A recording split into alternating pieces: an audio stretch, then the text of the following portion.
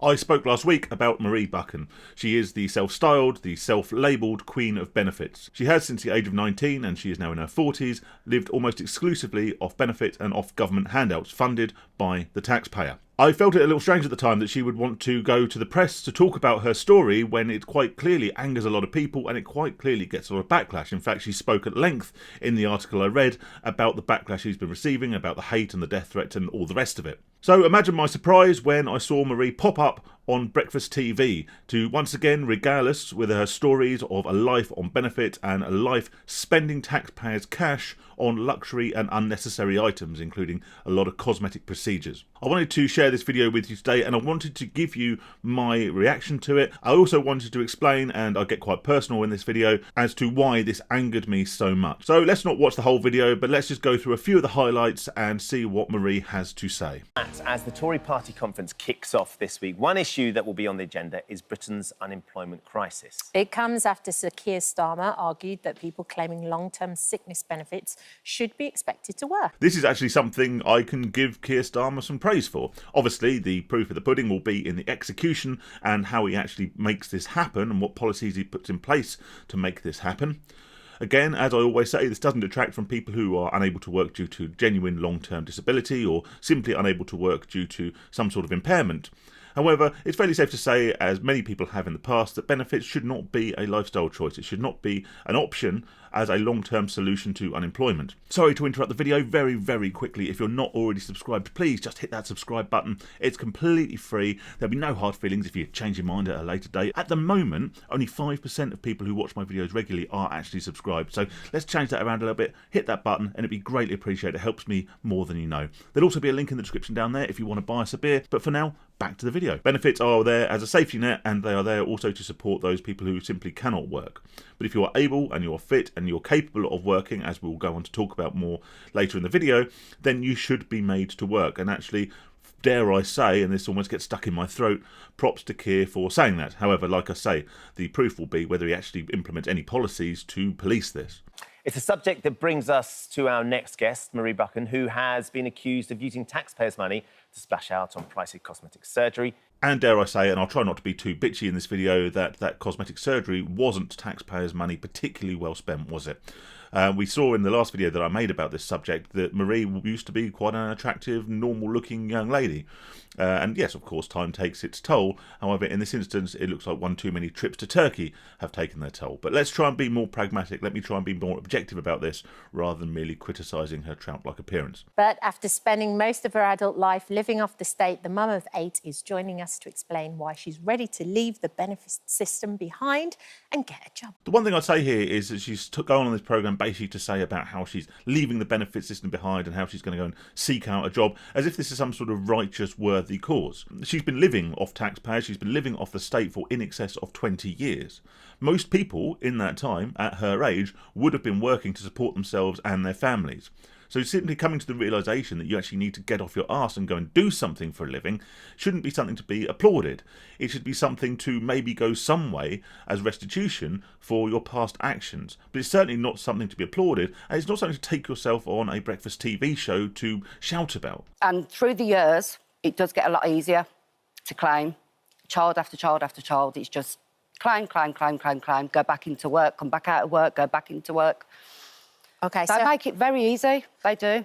It's already very apparent that Marie is very au fait with how to play the system, basically saying you go and get a job, then you become unemployed, then you have another child, and you rinse and repeat this process, gathering more and more taxpayers' money every month as you basically pop out another child, get a job, get laid off, and then just repeat and repeat and repeat. She quite clearly is an expert at manipulating the system. So how many children do you have? 8. Right, and how many still live at home and how many are little? They all still live with me. So all her children, including those that are over 18, still live at home. Nothing in effect wrong with that. However, I believe that's an indication that quite clearly her children are learning from her. They've used her as an example. Monkey see, monkey do, so to speak. They obviously have decided that this is a way to live. This is an opportunity. They haven't left home. They haven't gone and got a job. The incentive for you to get out and get a job isn't there necessarily, because actually getting your child benefit is so much easier for you and makes sense. The support's not there, though. I mean, get the work? To get the work, I've contacted the job centre on like several occasions asking for help with my CV. This is where the interview starts to take a turn that makes my blood boil. She's simply saying that there is not the support there to help her get back into work, or dare I say, get into work. She says she reached out to the job centre for help with her CV. Now, seeing as she's lived the vast majority of her adult life, and certainly the lion's share of the last 20 plus years on benefits, I'm not quite sure what help she wants with her CV. Surely jotting down, I went to school at some point and done basically the sweet sum total of all since then, wouldn't actually take 5 minutes. I think I could probably knock her up a CV on Word in about 3 or 4 minutes. Getting to training. I did 6 courses at college. 6 courses, car mechanics and health and social. Got nowhere with that. They're not willing to help. Now, if you're not familiar with the UK benefit system, sometimes they require you to either be actively seeking employment or seeking training in order for your benefits to continue, particularly the unemployment element of your benefits. And considering the diverse range of courses she's been on, from car mechanics to health and social care, it sounds like maybe she had an ulterior motive to go on these courses. Maybe it wasn't to learn skills to get another job. Maybe it was simply to ensure that those benefits kept coming in. However, sometimes you've used some of that money for very personal things like cosmetic surgery, haven't you? You got a lot of criticism because I think you had a breast operation augmentation, and you used some of your benefit on that. I was working as a carer then. Right. So I was saving. So you had some money that was from your wage, but also some child benefit was used on that, right? Only a small amount, not a lot. But some of your child benefit. As an aside, it's quite humorous to watch Ben Shepherd not talk about the designer vagina. But on a serious note, it doesn't really matter whether she used the money that was paid directly to her as benefits for the breast augmentation or not. She is still claiming money from the state, claiming that she needs this support to help her live, yet she's still able to go out and spend money on extravagant cosmetic procedures, which are completely unnecessary. So it doesn't matter the source of the income. If she's not earning money herself, she does say here that she was working as a carer at the time, but based on what she said previously, it looks like she was in and out of jobs purely to ensure that her benefits were maintained. If she's relying on the state, then there is absolutely no justification for spending money on extravagant, unnecessary procedures. I'm not denying people on benefits the right to some form of life. However, something as frivolous as a cosmetic procedure is simply not justifiable when you have spent the vast majority of your adult life being paid for by the taxpayer. Or the benefits. No, exactly. Yeah. So do you understand then why people are a little bit up in arms about it? Without a doubt, yeah, without a doubt. And what would you say to those people? That I'm willing to give something back now. I've raised my children, so it's my time to go back into work. This angers me almost as much as any other part of this video, the fact she talks about giving something back. And by giving something back, what she means is going and getting a job, like the vast, vast majority of the adult population do to support themselves and their family. You are not giving anything back. All you are doing is repaying a little bit of the tax that you've been claiming for so many years, and actually earning your own way, which is something that should be expected from the vast majority of adults. And why is now the time? Kids are all older now. Right. Kids are all older. But and I want to give them something as well. Right. It's not an inspiration, really, is it? If the mum's just claiming benefits, Yeah. I want to show them the right way. She doesn't mean a word of it. She talks about being an inspiration or a role model to her children. However, as mentioned previously, the reason she is going to go back to work is because her children are getting older. And dare I say, when the children get older, particularly when they hit 18, the benefits start to dry up. This has, I believe, nothing to do with her setting a good example for her kids, and everything to do with the fact that the gravy train may be hitting the buffers. And have you ever worked in between having your children? Because you had 8 over the space of how long? Pregnant every year. Right, OK. And have you ever gone back to work? And why did you decide? Yeah. I was a care worker. Right. I worked in school kitchen. I worked as a cleaner. So I've done many jobs. I have done many jobs, on and off benefits. And why did they not work? Why did you not stay the distance I just wanted to be at home with the kids. She wanted to be at home with the kids, like, dare I suggest, basically every mother or every parent out there. All parents want to spend more time with their kids. However, the vast majority of parents understand that working is a necessity to keep a roof over your kids' heads, to keep food on the table for your children, and that spending time with your children is a luxury that you have to work around actually financially supporting them. It's terrible in the UK now that basically we need both parents to work pretty much full time in order to keep a roof over our heads, but that is the system we have.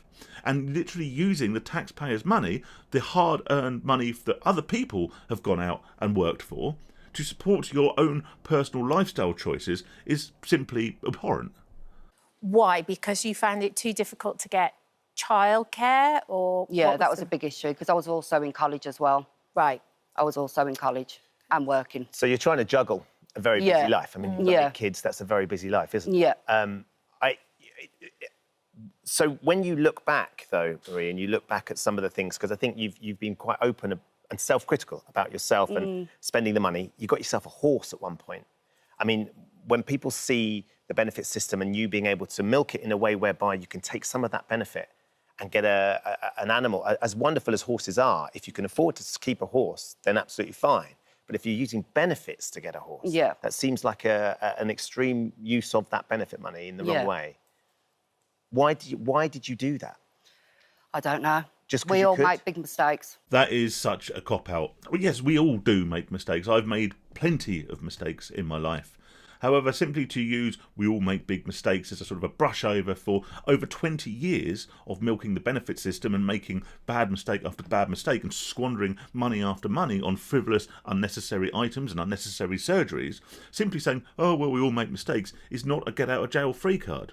One thing to continuously consider while you're watching this video is that this woman is going on a media circuit. She's been in the paper, she's now on breakfast TV, she's coming out to talk about her story. Well, to what end? What is her goal for going out and talking about this? Well, I've got my own theory, and I'll come on to that in just a second. But when you hear Keir Starmer saying that what we've got to look at people on long-term benefits, we've got to look at trying to get them back into the workforce. What's your take on what he's trying to make happen now? I agree with him because you should have that short-term help and then get back into the environment of work. But if the help is not there to get you back, where do you start? Right. If you're having conversations with the job centre or income support or ESA regarding training and work, they just literally say, stay home, come back next week. Right, I'm probably almost going to leave the video here, only about halfway through. I'll link it in the description if you want to watch the whole interview. Unfortunately, my blood pressure, I can feel raising, I can feel the anger swelling within me. She's talking about a lack of help getting back into work. Now, this is where I want to get a bit personal and lay a few things out. About 6 weeks ago or so, I was laid off from my main job. I worked in IT, I was in digital marketing, and it was quite a well-paid job. Not brilliantly, but reasonably well-paid job. And I got laid off without pay unexpectedly. What did I do? Did I go to the job centre and start complaining that I wasn't getting the support, that no one was helping me write my CV, that the opportunities weren't out there? No. I trawled job sites, I trawled all the local supermarkets and big shops, I went on the council site, I went everywhere I could think of looking for employment, looking for work that I could start immediately in order to keep a roof over my head. Now, I went from a professional IT job, sat at a desk, and now I get up at 3 o'clock in the morning and I go and help load vans for a supermarket. Why? Because I needed to get a job. I needed to financially support myself and my family, keep a roof over our heads. Okay? Now, is this job what I want to do for the rest of my life? No, but it's honest work and it pays the bills. Right, let's just watch one last little bit of this. Or we'll book you an appointment, but it never happens. And do you There's no help. Do you think if that help was there and that support was there, you could make a success out of going back to work? Definitely, yeah. Yeah. Even just to build a CV up, that's all I'm asking for. Right. But they're saying I do not need to attend the job centre. Right. And what do you think you will find difficult about going back to work? Back into the whole environment, I suppose. And juggling everything, because everything's stopped now. Housing benefit, council tax, everything has stopped during the switchover. And there you have it. Absolutely no remorse. And the true reason she wants to get back to work is basically because the benefits are drying up. She said herself, the child benefit's drying up because the kids are getting older. The housing benefit is disappearing because the children are getting older and because there have been reforms in the benefit system. There is no remorse for the past 20 plus years of milking the system, of scrounging off of hard-working taxpayers. And she's making a few noises about thinking about getting a job or getting back into training. You don't need training for an awful lot of jobs. I spend my early mornings now lumping boxes into the backs of vans. Now, apart from a bit of training to lift with your knees and not with your back, anyone can do that. She could do that, but she doesn't want to. She wants to continually plead the victim. If she's not a victim of her own circumstances, having 8 kids, She is a victim of the job centre not being able to find her work, or no one being there to write her CV for her. The job I'm doing at the moment, whilst I look for something else, something more permanent, the job I'm doing at the moment did not require a CV. It required me to show up, put on a good presentation of myself, and be willing to get up and work hard. And any thoughts I had about being overqualified because I'm an IT professional were immediately dispelled. Yes, I was overqualified as an IT professional for loading vans. However, I was woefully underqualified as a van loader for loading vans, and suddenly realised that there was people around me, good, hard-working people, who were much better at this job than I was. I was the new boy who was all hot and sweaty and unable to complete a day's work without wanting to go and sit down every 5 minutes. The point is, anyone can get a job. She doesn't need help to write a CV. She doesn't need course after course after course. These are all excuses as to why she shouldn't be working. And I think this whole media cycle, I think this whole media circus she is generating about herself, going out pretending to show remorse, pretending to understand why people are upset, is firstly because her benefits are running out, but also because she wants some big company to come to her and go, you know what, we'll employ you. That'll be a good bit of PR for the company, she'll get a good well-paid job, and once again she will have things fall in her lap, which is what she's after. She wants her CV written for her. She wants someone to get her a job. She wants these opportunities given to her on a silver salver.